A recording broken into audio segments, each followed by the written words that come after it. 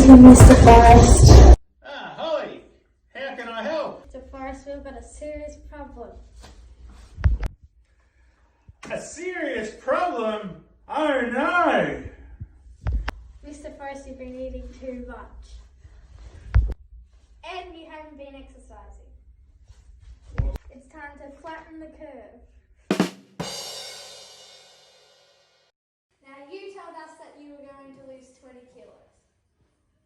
Do you really want to lose that beard? Yeah?